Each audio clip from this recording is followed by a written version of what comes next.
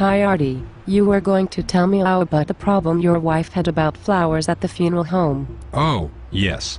Well, besides the fact that my wife was really upset that her great-aunt Olivia had died, she had a horrible case of sticker shock when she and her sister were discussing the funeral arrangements with the funeral director. Sticker shock? Yeah. First of all, she didn't expect the funeral home to try to sell her a big package deal of flowers, and when she heard the price she couldn't believe it. She said that she and her sister looked at each other and didn't know what to say. They were already upset, and then they were really embarrassed.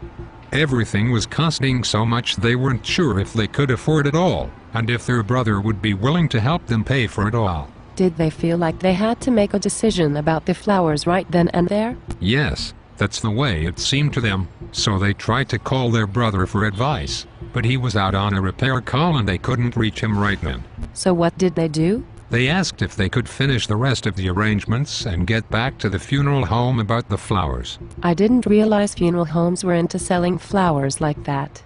But I suppose it can be helpful to people to be able to arrange everything at once. Well, my wife felt sort of pressure to make a decision right away, and she didn't like that, especially since she didn't expect that at all. She said she felt really awkward about it. She did say that she wanted to see if the florist she ordinarily deals with would be available to handle the flowers from the family. She thought the funeral director seemed a bit disappointed when she said that. Did she find out what florist would fulfill the flower order if she bought the flower package at the funeral home? No. And she felt silly later that she hadn't asked. Anyway, she called Sandy at Rose Petals as soon as she got home and talked over the flowers she wanted. Sandy created the most beautiful floral pieces. The casket spray and the cross-shaped set piece were so pretty, and in Aunt Olivia's favorite colors.